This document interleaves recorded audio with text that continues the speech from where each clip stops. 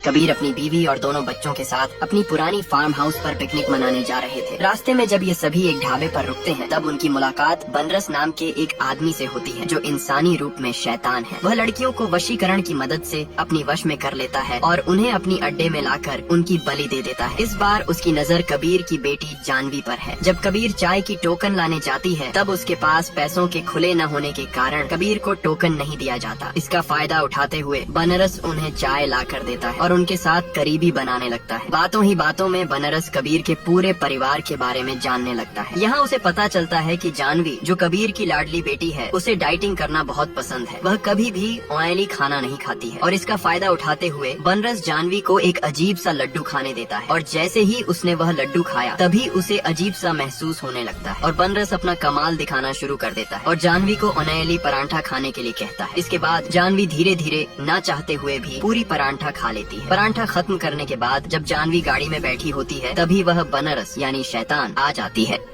वो एक बिस्किट का पैकेट देकर कहती है फार्म हाउस पहुंचते ही इसे खा लेना। मगर सामने बैठी जानवी की माँ इन सब बातों से अनजान थी। बनरस के वहाँ से जाते ही जब जानवी की माँ उससे पूछती है कौन था वो, तो जानवी अपनी माँ को कुछ नहीं बताती। इसके बाद सभी लोग फार्म हाउस पर पहुँच जाते हैं और पानी में मस्ती करने लगते हैं। थोड़ी देर बाद जब जानवी की माँ छत पर जाता है तो वह देखती है कि नीचे वही ढाबे वाला आदमी खड़ा है। वह तुरंत कबीर को बताने जाती है लेकिन इससे पहले ही जानवी उसे घर के अंदर ले आती है। इसके बाद बनरस उनसे कहती है असल में मुझे मेरी बेटी को फोन करना था मगर मेरी फोन की बैटरी खत्म हो गई। ये सुनकर कबीर उसे नीचे बैठने के लिए कहती है और खुद ऊपर चली जाती है। इधर बनरस जानवी को अपने पास बिठाकर अजीब अजीब बातें करने लगती है। आखिर बनरस कौन है और वो जानवी से क्या चाहती है जानेंगे अगले भाग में।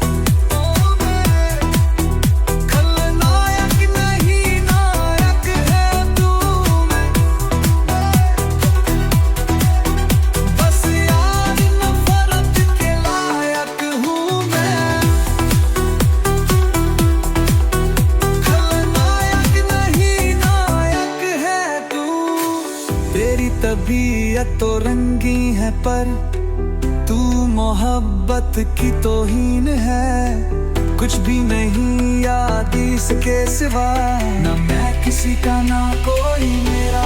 जो चीज मांगी नहीं वो मिली, करता मैं क्या और बस छीन ली, बस छीन ली।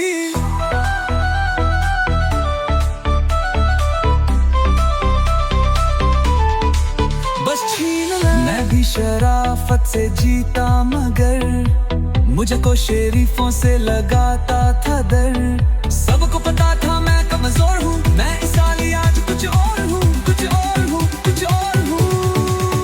खलनायक नहीं नायक है तू, मैं ज़ल्मी बड़ा तकरात हूँ मैं।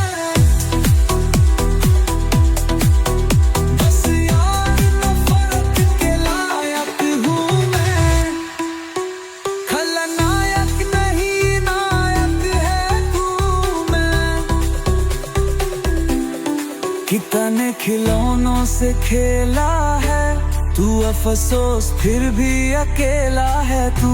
बचपन में लिखी कहानी मेरी कैसे पालती जवानी मेरी, मेरी सारा समंदर मेरे पास है, एक बूंद पानी मेरी प्यास है, मेरी प्यास है, मेरी प्यास है।